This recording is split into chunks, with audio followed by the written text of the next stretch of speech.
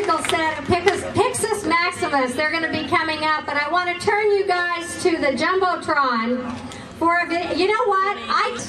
She has her own radio show and her own blog. She's a writer. As a matter of fact, she couldn't even come to our dinner last night, an appreciation dinner for the speakers who have donated their time, by the way, and so have the musicians. Not one of them has been paid to come here. So Tammy Bruce is well known to most of you. And I know as soon as she put us up on her blog, I started getting so many emails that I almost was going to tell her, Tammy, stop it! But I didn't. Welcome, Tammy Bruce.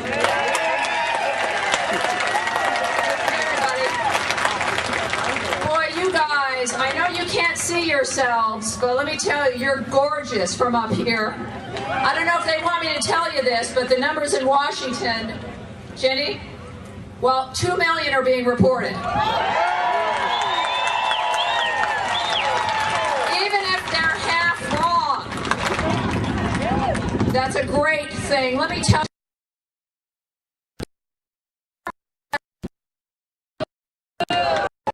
I hear a lot of people that don't know who I am. Let me tell you though.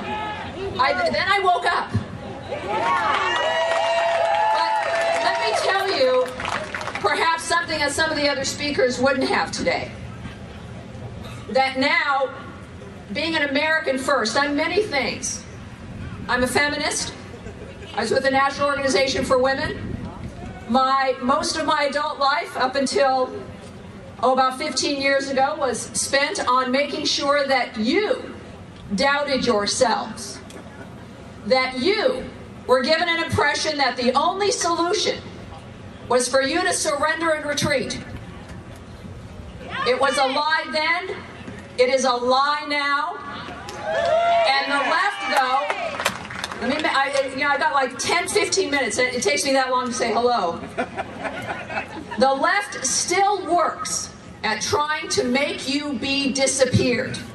The numbers today, once again, will tell them you are going nowhere, that their attempts to have you be disappeared will not work, ignoring you will not work, calling you names will not work, and it doesn't matter. Look, I know that there's a lot of politics going on. Here's the importance of Tea Party Patriots. For you, this is also about community. It is about Democrats and Republicans and independents. It is about recognizing that Republicans are out there who are not conservative, who have helped facilitate the generational theft that is going on right now. It is about Democrats who, of course, have just agreed to that generational theft, who think it's better for you because they think they know better than you do. Well, this is a message and a wake-up call. For the last year, 2 years, this is a message that they are no longer in charge, that you are the sovereign, and you are indeed taking this country back.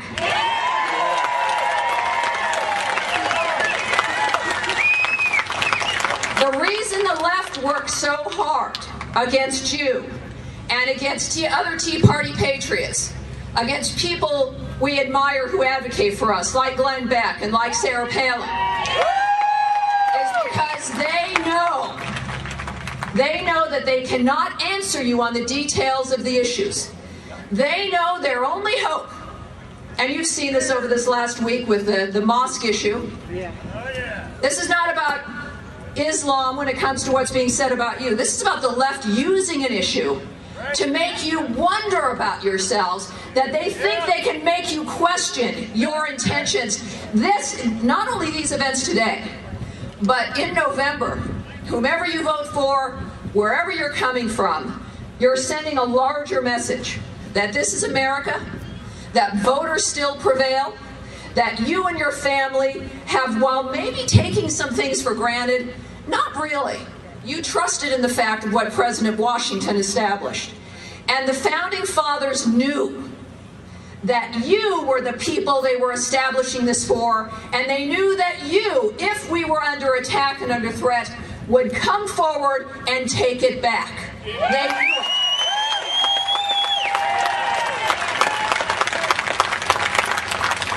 The sign signs out here today. One of my favorites is, you can't fix stupid, but you can vote it out. Our jobs now, and I tell you this because there's a lot of people out there who will continue to work against what Tea Party Patriots are doing, what you want for your family. Cynical, disgusting people, and I know I've met many of them, who believe that you are better off if they take control of your lives. Well, they're going to be getting a message pretty damn soon, aren't they?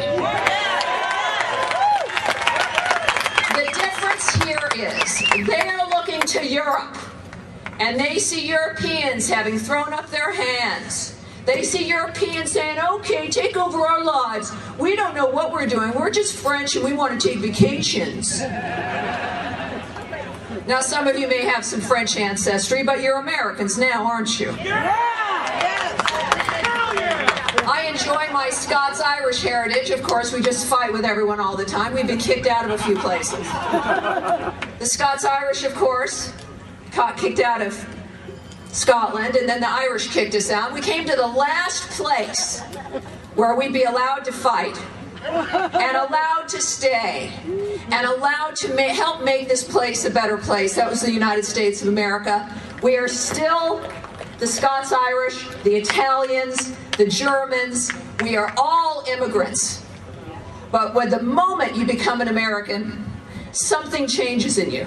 So as the Democrats and the Republicans look to Europe, and as the Supreme Court makes decisions based on what Europe is doing, we're going to remind those fewer than 1,000 people in Washington that they're not in Europe anymore. They're in the United States of America.